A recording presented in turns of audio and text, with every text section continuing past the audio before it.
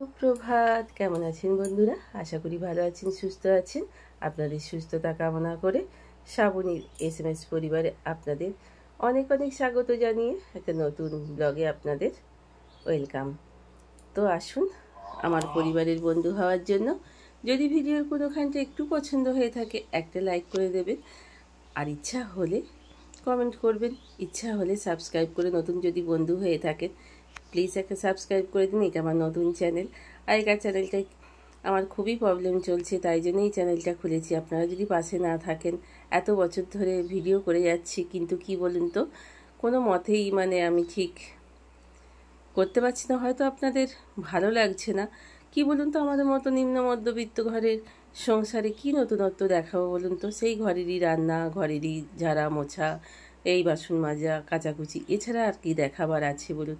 আমাদের তেমন সামর্থ্য নেই যে বাড়ির বাইরে মাঝে মাঝে বেড়াতে চলে যাবো। থেকে মাছগুলো বার করে ফেললাম। মাছগুলো বার করে একটু হলুদ আর একটু নুন দিয়ে আগে থেকে ম্যারিনেট করে রেখে দিই, কারণ ফ্রিজ থেকে বার করে অনেকক্ষণ থেকে বরফ হয়েছিল, তা সেটাকে জলে ডুবিয়ে রেখে দিয়েছিলাম অনেকক্ষণ থেকে। দিয়ে তারপরে এদিকে চাটাও চাপিয়ে দিয়েছি। ভাতটা 1 ফুট 2 ফুট হয়ে গেছে, ওটাকে এইবার ফেনাটা গড়িয়ে দেবো। চলুন তার আগে মাছটাকে আগে ম্যারিনেট করে রাখি। তো বাচ্চুবাবু অফিস যাবে আর বাবিও অফিস যাবে। তো চলুন এবার মাছটাকে আগে ম্যারিনেট করি, করে টরে তারপরে এবার ভাতের ফেনাটা গড়াবো। প্রচণ্ড গরমে কোনো মানুষ বাইরে গিয়ে কাজ করতে পারছে না। আর বাচ্চুবাবু তো একটু অসুস্থ হয়ে পড়েছে।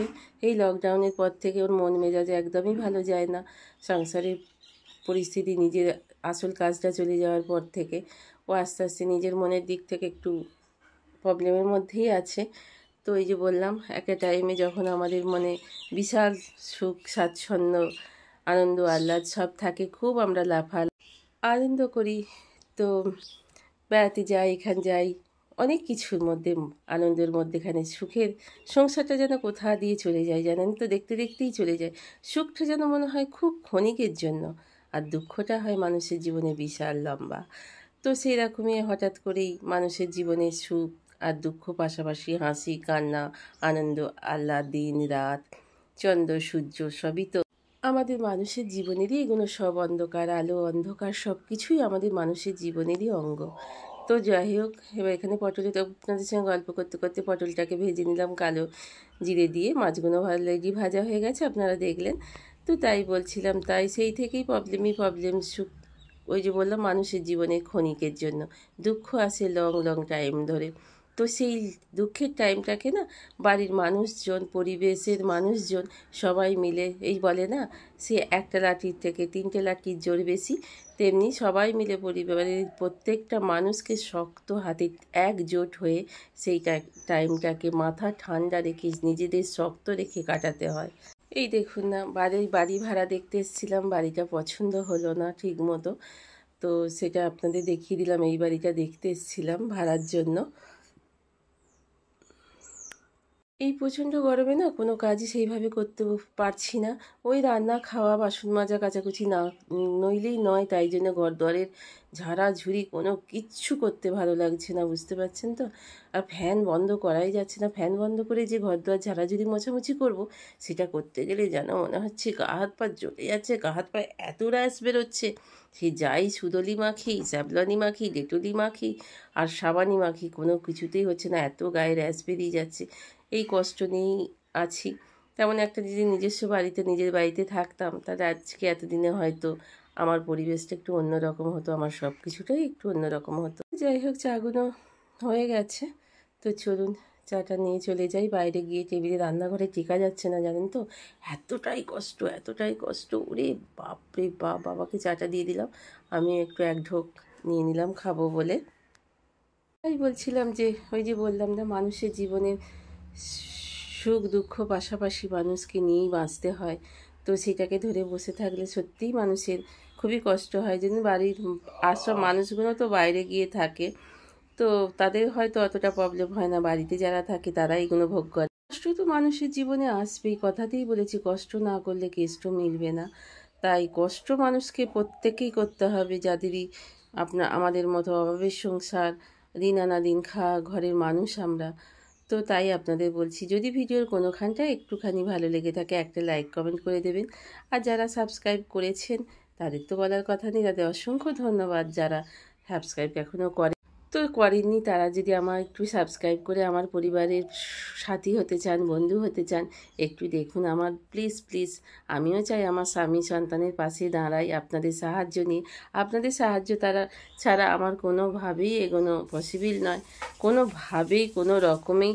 যাই হোক, বাচ্চাবাবু এসে গেছে অফিস থেকে। ওরও খুব অবস্থা, মানে কি বলবো, এই প্রচণ্ড কলকাতার গরমে মানুষজন সব ক্লান্ত হয়ে পড়ছে। চারিদিকে এত শরীর খারাপ হচ্ছে, ঘাম জমে জমে শরীরে, কফ সর্দি কাশি জ্বর, এছাড়া মানে মানুষ আর সুস্থ স্বাভাবিক নেই, জানেন তো। তো যাই হোক, আমার পরিবারের পাশে থাকার জন্য একটা করে সাবস্ক্রাইব প্লিজ করে দিই। তো গুড ইভিনিং, চলে এসেছি রান্নাঘরে। বাচ্চুবাবু আসার পর চলে এসেছি।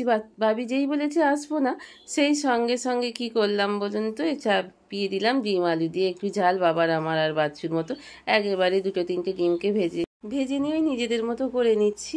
তো আলু দিয়ে একটু ঝাল করে নেব, দিয়ে এই দিয়েই আজকের আমাদের মানে ডিনারের মেনু। আর কিছু করবো না, এই গরমে রান্নাঘরে থাকতেও ভালো লাগছে না।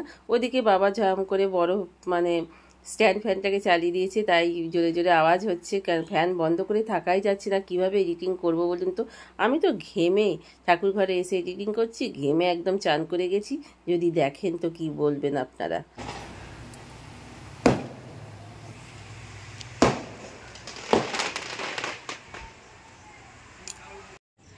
বাচ্চাবাবু অফিস থেকে এসে আমার একটু হেল্প করে দিচ্ছে, যেহেতু আমার স্পন্ডালাইসিস এতটাই বেড়েছে যে ঘাড় হেঁট হলে মনে হচ্ছে হুমড়ি খেয়ে মুখ থুবড়ে পড়ে যাবো। তাই সারাদিন তেমনভাবে আমি কোনো কিছুই কাজকর্ম করতে পারছি না। আর যা প্রচণ্ড গরম এই বাড়িতে, গা হাত পা এত জ্বালা করছে, এত জ্বালা, রাত্রি পর্যন্ত ঘুম হচ্ছে না, জানেন তো। তাই ও খালি গায়ে সারাদিন জামা টামা পরে থেকে একটু অ্যাভয়েড করবেন, কিছু মনে করবেন না। তো আমি রান্না করে গিয়ে যাই। আজকে রান্নার মেনু হচ্ছে, বাবি যেহেতু আসবে না তো রান্না পাল্টে গেল, হয়ে যাবে আজকে ডিম আলু দিয়ে ঝাল দিয়া, বাবা আমার আর বাচ্চু। তাই হরিনারায়ণ কি বলেছেন বলুন তো, সুখের দিনে যেমন আনন্দ করে সুখটাকে আহ্বান করবেন, দুঃখের দিনটাকেও ধীরে স্থিরে শক্ত হাতে নিজেদের মধ্যে ম্যানেজ করে নিয়ে সংসারকে এগিয়ে নিয়ে যাবেন। তো তাই দুঃখকে কখনো বরণ করব না এটা নয়, সুখকে বরণ করে নেব, দুঃখকে বরণ করব না। সুখ দুঃখ তো দুই ভাই, এইভাবেই আমাদের বরণ করে নিয়ে এগিয়ে চলতে হয়। নিজেদের মধ্যে মাথা ঠান্ডা রেখে সবাই একত্রিত হয়ে একজোট হয়ে পরিবারের সবাই মিলে সেই দিনটাকে সুন্দরভাবে কাটিয়ে চলার আর এক নাম আমাদের সংসার। বা ওই বললাম না, আনন্দকে সুখকে আপনারা আহ্বান করুন, দুঃখকেও তেমন আহ্বান করে নিন। রান্নাঘরের নিচে কারিগুলো জমেছে, তুলতে গেলাম, মাথাটা বড্ডই ঘুরে গেল, তাই জন্য তুলতে পারলাম না, তুলে ফেলে দিয়ে একেবারে কটা জমা হয়ে গেছে। তো চলুন ভিডিওটা আজ এখানেই শেষ করি। যদি এতটুকু ভালো লেগে থাকে কোনোখানটা একটা লাইক করে দেবেন, আর নতুন বন্ধু হলে সাবস্ক্রাইব করে আমার পরিবারের পাশে থাকবেন যদি ভালো লেগে থাকে।